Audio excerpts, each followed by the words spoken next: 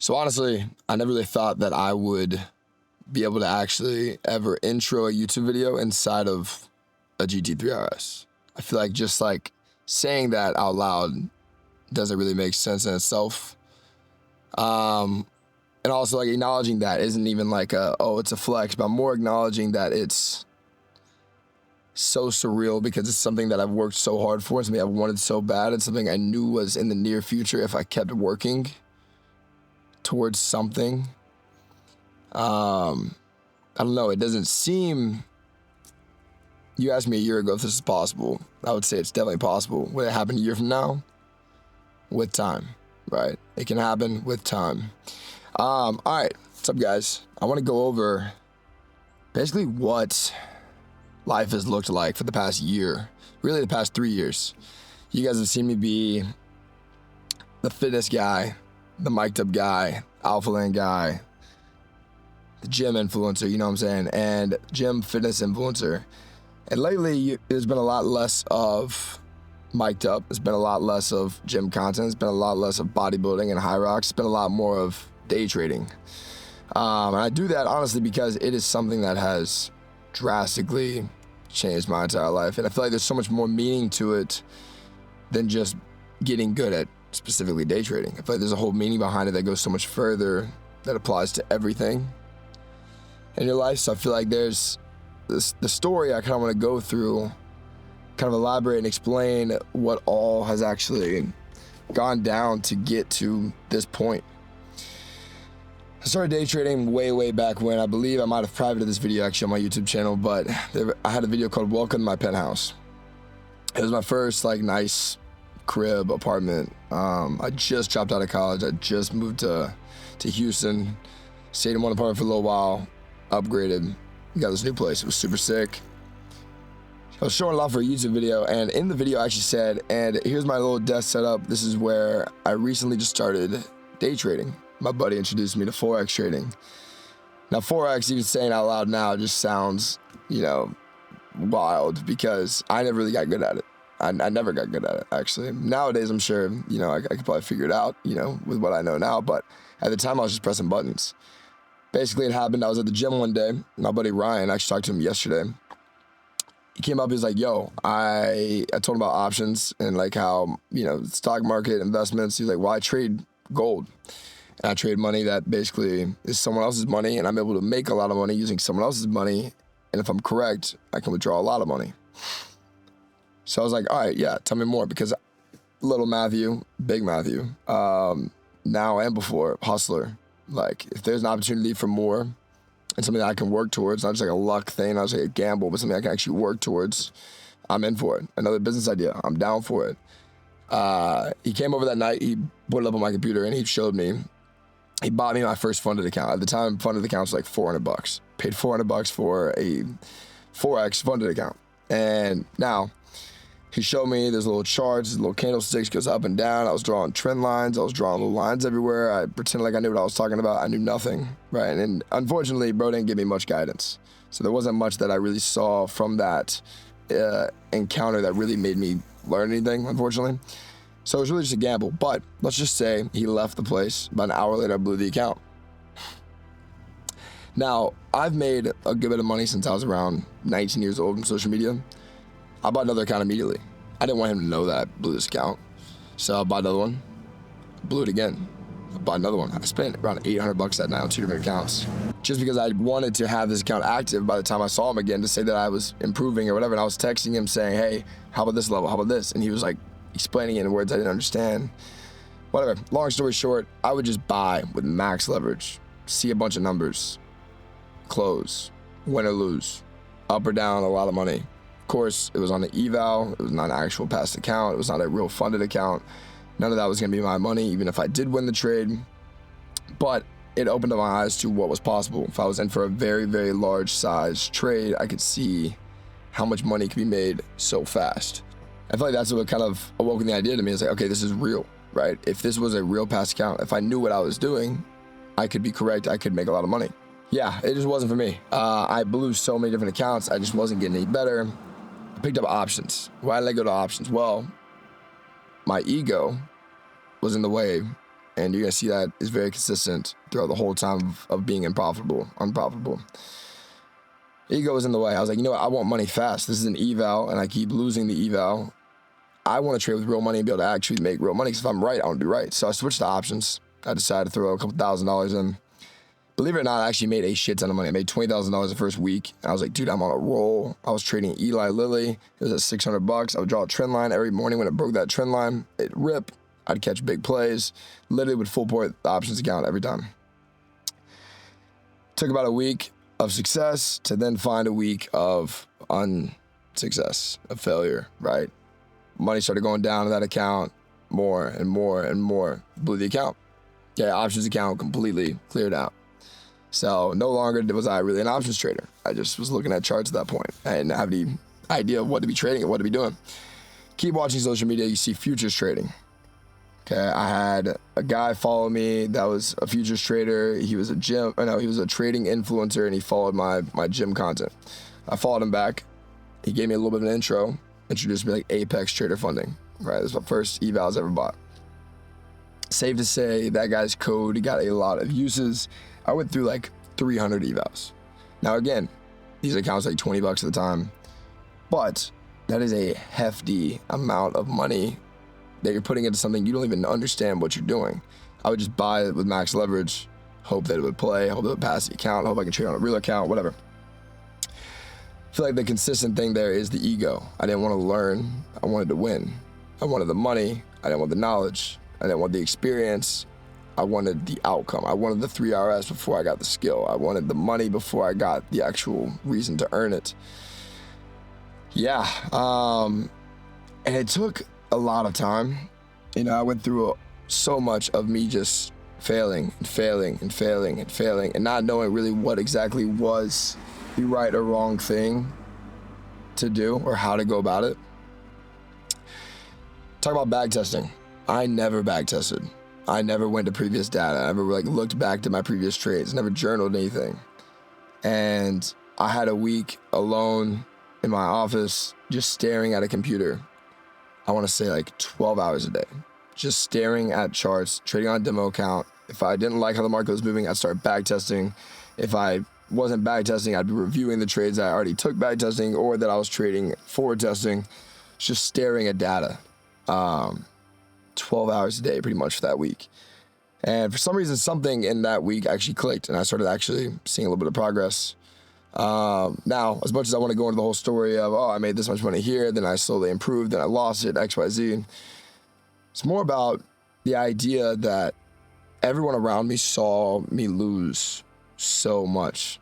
I was a consistent loser, right? There was not very often that I'd win a trade. There's not very often that I'd withdraw. Actually, it was never that I would withdraw this time. I went about 2 years. I want to say I lost somewhere between $150,000 to $200,000. It's funny now because, you know, light at the end of the tunnel. You can look back and laugh, but I mean, I'm sure you can imagine how you feel in the moment. It's kind of like whenever, the first thing that comes to my head right now is like a kid getting made fun of in class. And it's like, in the moment, it's like so terrible. But then like 5 years down the line, how did that develop or help him develop his character, you know? I was getting just kicked while I was down by the markets. And then outside of the markets, everyone sees me going downhill. And it's like, you need to stop. You need to move on to something else. You need to put this energy into something else. I can completely see how that makes sense because you're just watching someone lose, watching someone have an ego too high to where they don't want to actually try to get better at it, which in my head, I'm trying. But trying to me was losing, getting the experience, but losing real money, not just practicing. Yeah, and I think it's with anything, you know, with social media, I made a goal at the beginning of a new year. My New Year's resolution was like, I want to get social media famous. Really didn't know what that meant, didn't know what that looked like, didn't know if it was going to be fitness, didn't know if it was going to be like thirst traps on TikTok with the hype house. But with anything, you know, next example, baseball, you know, if I want to get to a certain position, if I want to get to a certain level, you commit everything you have to that one thing, right? Think about a relationship. You want this relationship to work. You want this to be your wife. You commit everything you have to that relationship. Your relationship with that skill, your relationship with that sport, your relationship with that woman. I've never been someone to really half-ass anything, and that's led to a lot of cool experiences, a lot of cool failures, a lot of cool wins. Took a long time to see the wins, but that's part of the whole idea of not giving up whenever you're down, right? So like everything else, you just keep trusting that it's gonna work. I've always talked as if I had everything. I feel like I just lost my topic. I just went in a circle, but I always talk like I already had the things I have now. I would see a car and go, yeah, whenever I get one, I want it to be this color. Or like whenever I saw a certain house, I would love that, but I don't know if I like this. Kind of picking it out as if I had the choice. So with trading, it's like whenever I have big winning days, whenever they come, whenever I have big withdrawals, whenever those come, whenever I have the confidence, who can I show, who can I share? Which that brings up a whole other idea.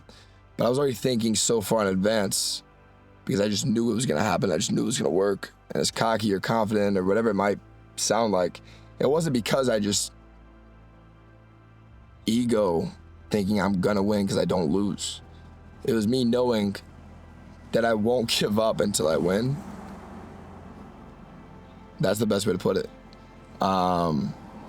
It would not be something that I put to rest until I saw what could come from it actually apply to my life. I got a comment today that was like, dude, is this actually like a real thing? Or is this like a, do you ever lose? Do you have any like hardships and stuff in this like ever? Because all I ever see is you just going up. And I don't know why the first response that I had to that was the people around you, the things around you, the scenarios or situations you're in, all in all, let's say who you surround yourself with, the voices that are getting put into your head, the ideas getting put into your brain, the opinions that are put onto your own of yourself, those mean so much more than you could ever imagine. I have been told so many different ultimatums or, you know, very opinionated, attitude-based responses of, you got to stop, you're going to lose, there's no chance, it's not going to see the rise, blah, blah, blah. And eventually, if you hear that enough times, you might actually start to believe it. And that part sucks, because then if I tell everyone, or if I tell myself, I'm going to get this level, I'm going to get this level, I'm going to get this level, and I know it can happen, then I'm eventually now hearing in my head, it's not going to happen, it's not going to happen, it's not going to happen. My opinions here was slowly getting dwindled back down because the person that I trust and the person that I love is also telling me their opinion that it's not going to work. So how would that affect my own? Yeah. So, yeah, I think the one thing, again, like I said, it's consistent through it all, was the ego at the very beginning took so long to be taken away. But the other consistent part is the ego kind of sprouted from the confidence that I had in completing something that I started. What?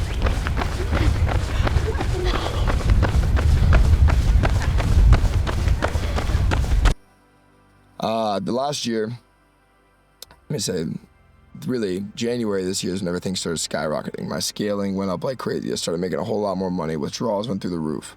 But last year, I was struggling mentally-ish. You know, not in a way of, I don't want to label it like a depression thing. I'm not going to label it like a bad mental health thing. I don't want to, you know, take away the validity of whenever someone else says that, because I don't know if it was to that extent. But one thing that I did, and I think a lot of guys can relate to this, is, you know, a man of your word is everything. Saying something and not doing that thing, saying you're gonna do something and not doing it, that's weak, right? That sucks, that's dumb. And I feel like that was something that, honestly, when people think about like, oh, here's how I would describe this year. Like that last year, I would honestly describe it as a guy who just said he would do everything, but then sat there and watched time pass. And it wasn't until recent events and changes in my life towards the end of last year that, yeah, I feel like I was putting so much stress into other things in my life to where I wasn't putting enough stress into the things that are right in front of me. I was putting stress into things I didn't have control over instead of putting stress into things that I had control over. So almost like the impulsiveness or like the unpredictable side of the stress in my life then relayed and correlated to the things that I was assuming I had more control over. So the impulsiveness in my trading came out like crazy. No patience, no discipline, I wasn't following rules. But I think towards the end of last year, that's whenever, you know, a lot of things cleared up, a lot of clarity came into my life, and a lot of focus went into myself. And it may even be selfishness. You know, I became selfish, which I really don't think that's the word. I feel like I'm not a selfish person at all. But with my time, with my energy, how I go about things, I became pretty selfish with it, because it's like, if this person is putting things in my head that are going to put me in the wrong direction, why am I in that room? If I have to question if this person is talking shit about me, is downplaying XYZ, is not having my back in another room, if I have to question that, why am I keeping them around? Why am I still entertaining it? I feel like once you start questioning your friends, which is terrible to say, because if they're your friends, you know, you think you already have it all figured out. But once you start questioning the people closest to you, or the ones that you keep around, about, you know, maybe the intention in the relationship or the friendship, whatever, I just became very selfish with that. And if it wasn't going to benefit me, if I wasn't going to benefit them, if there wasn't a mutual beneficiary, whatever thing in that partnership, friendship, I didn't want to be a part of it. And ever since January, I've purely stuck to that. And not only has, you know, trading been great, of course, but like life has just been great. Mental has been great. It's not very hard for me to cut somebody out of my life, you know, because I know what I need in my life. I know I'm very specific about the things that I want. And I not that anyone knows the right path, but I can think of characteristics that might lead to the right one. And having those people in my life that are putting me into partying, that are putting me into alcohol, that are putting me into lustful things, that are putting me into impulsiveness, that's not really the direction I want to go. You know, and I had a conversation actually in Vegas where it's like, you know, you're young. Why are we not sleeping around? Why are we not doing drugs? Why are we not experiencing the parties? Why are we not wearing XYZ? Why are we not hanging out with who, so-and-so?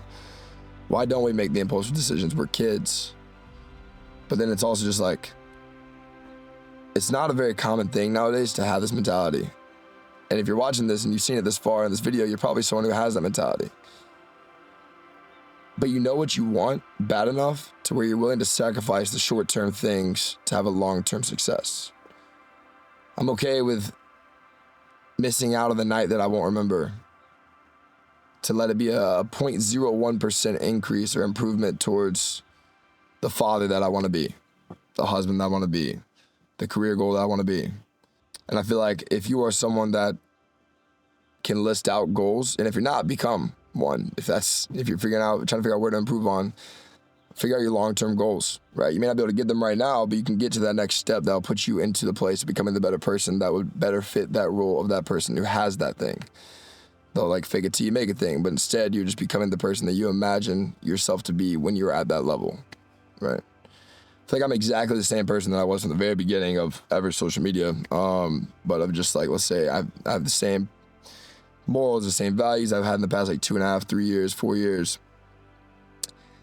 And all that ever changed is just I was more selective with who's in my life, more selective about how I think about myself, more selective with my time and where I put my energy. One huge mistake that kept me unprofitable is I wanted so much so fast, right? I wanted the max payout or no payout. I wanted 5 accounts with a payout, not just 1 account with a payout. I wanted the full TP hit. I wanted the 100-point trades. I wanted the 200-point trades. I wanted to catch the whole move, whatever. My big problem was I would buy 5 accounts at a time or 10 accounts at a time and never have gotten a payout. And if you know what that means, that really is just kind of you saying, I'm going to risk $10,000 to make 2. Or, you know, the probability of me getting a payout that is a max payout of, let's say, $2,000 times 5 accounts is a $10,000 payout. The probability of me actually getting that has been 0. The success rate has been 0. But instead of just risking the $20, the $40 for the account, I'm going to risk that times 5. And I was doing that consistently over and over again. I was putting myself further in a hole over and over and over again. So that's a big mistake that I made. Yeah, I advise a lot of you guys to get out of that one if you're there. Another thing is no one's rushing you with your trading. No one's rushing you really with anything in your fucking life, right? We put a lot of standards on ourselves or guidelines on ourselves or timelines on ourselves that we think is implied by other people, and we're trying to hold up to them, but for why? You know, the payout, you need 5 days until your payout, but why do you need it in 5 days? Yeah, it's a max payout of 10K, but why do you need, you're not used to making 10K in a month. Why are we trying to make it in a week? Why are we rushing it to get in 5 days? Why are we rushing to pass the account on the second day when we have the whole month to pass it? Right? If it's your first account, you have no reason to rush. You have no reason. The firm wants you to rush. The firm wants you to lack discipline, and they want you to hurry. That was a big mistake for me. Risking too much too quick. It's impulsive too quick. I wanted things fast. I wanted results fast. I didn't sit back and just take a win with no benefit, right? What I mean by that is back test or a forward test, taking a trade with demo. Might be a $10,000 trade on a demo account, but all I did was I added a little bit more confidence to my trading strategy or my entry or to just the overall skill that gives me more confidence into the next trade that I go into. So really that's more valuable than whatever money you made on that demo account. Developing the good mental, the good discipline, the good skill, that is going to take you way further than that one little trade's profit. When I first got a payout, right, on a funded account, I believe it was actually like Alpha Futures or Top Step, I bought another account. Every time I got a payout, I added another account. And then once I got a large payout, around like $7,000, $9,000, something like that, I bought a max allocation of 5 accounts on one firm, added it onto that. Went a couple months with 10 accounts, got to December, went to January, I added on a stack of 20 for another firm, 5 for another firm, 10, which are 2 firms of 5. Just trading all these freaking accounts. And that month I actually withdrew, it was like 37.5 from a set of 15, 37.5 again from a set of 15, and then around $50,000 from other firms, all combined. It was around $130,000 I made in January. The difference is though, is yeah, it's a lot of money, but think of it like actually like with trading. If I entered with a singular contract and the take profit's $800, if I ended it with 10 contracts, that's now $8,000. Taking the exact same trades, following the exact same rules, all built from the foundation that I actually let myself commit to building and waited for and was patient building. That all came from that. I just scaled a little bit more. Having 20 accounts is no different than having one. You're doing the exact same thing. Now, back to how life has changed. One of the main reasons why I love teaching trading, I love interacting with people who trade or talking about strategy with people who trade, it's actually because one of the main reasons why I wanted to get so good at trading is because I wanted my best friend to be good at trading too.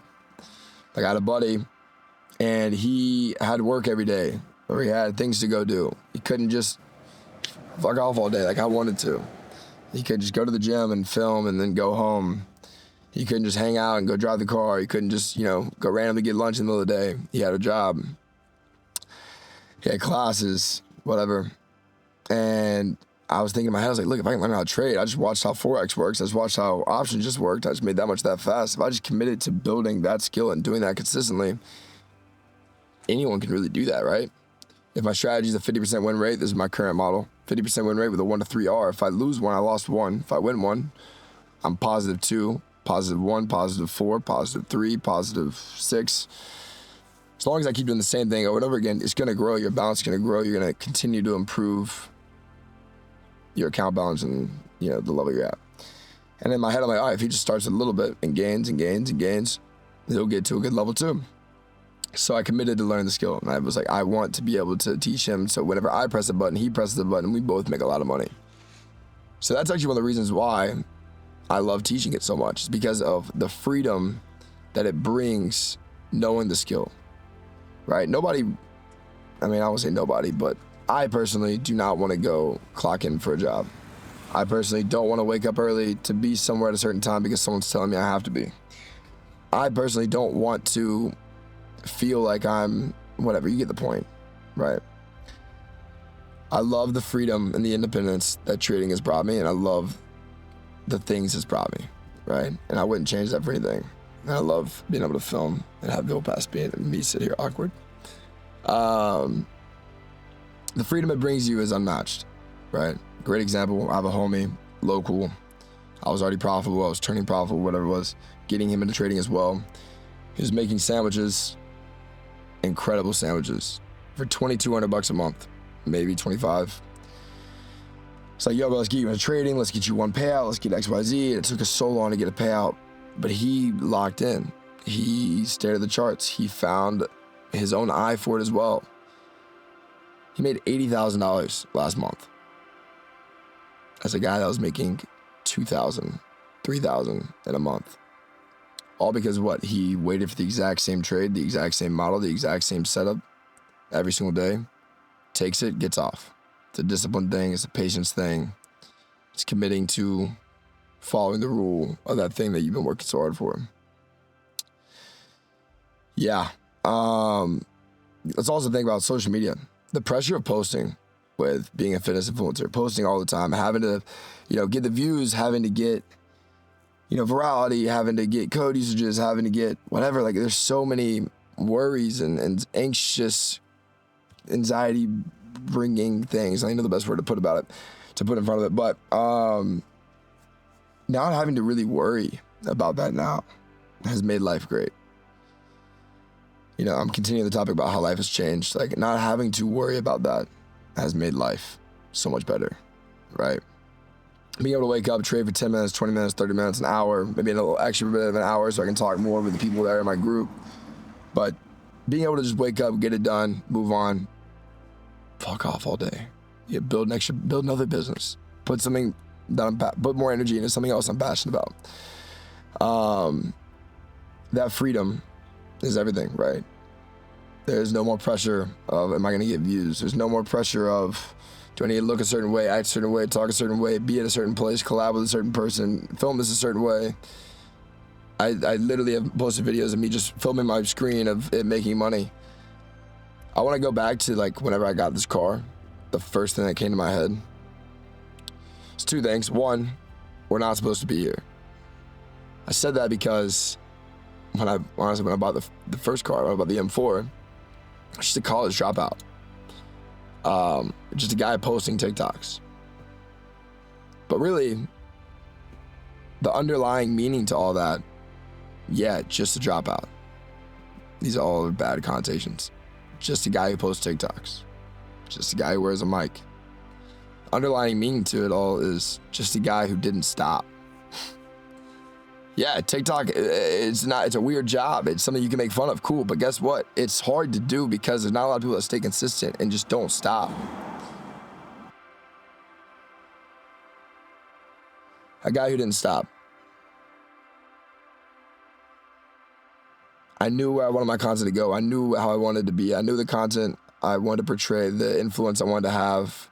I knew the quality of content I wanted to put out. I knew the work it required to get that success, and I just kept going, kept doing it, kept failing, then winning, then failing, then winning. But all in all, it was just a guy who didn't stop, the guy who didn't quit failing. The other thing is, the car is a ball of failures, and I feel like that's my favorite one to relate it to. This car, as much as it's a crazy car, it's the dream car. There's no car I really would take over this. As much as it's like a flex, or it's the TikTok car, it's a guru car, for me, it means so much more because yes, it's the dream car. Yes, it's a huge achievement, but it's a huge achievement that shows a ball of failures with the light shining through. You fail once, you fail 3 times, you give it 5 attempts, whatever it might be, there's a chance one might win. The more times you fail, the better chance you have of winning. I've failed so many times. I've been at 0 so many times. I've lost so many times. This car is a ball of failures that broke through. And again, to bring it all together, it's, if you want something bad enough, and I know you probably already can, if you're watching this far, you already see exactly what you want, how you want life to look, the thing you want to earn, the level you want to achieve, the persona, the character, the things that you'll embody. You probably already see them. Again, you watched this far in the video. You probably already know exactly who that person is. There's nobody that can get in the way of that. I mean, you could be 50 years old, 60 years old. You could be 20, you could be 15. As long as you know what you want, there is nobody that can take it from you. There's no one that can get in the way of that. And if they are, respectfully, get them out the way. Just pick up the cone, move it over a little bit, and just keep going forward. If you want something bad enough, you have a full lifetime to get it. You don't have to just, I need this job, I need the catalog lifestyle of step by step by step. This is what society says is correct. This is what society says is success. You don't have to follow that blueprint. If there's something you want and you have this whole lifetime to chase it, I would be so incredibly surprised if you did not get it, if you genuinely gave it everything you had. And if you didn't want it bad enough.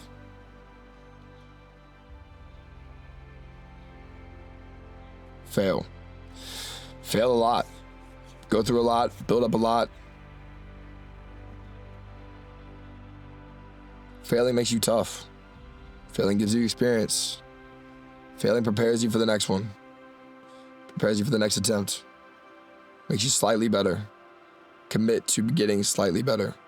You don't need the huge win overnight. You don't need the big change by tomorrow. Commit to slowly getting better. And if you slowly get 1%, those 1% add up. I believe in you. I believe in myself. You should believe in yourself more than anyone ever will.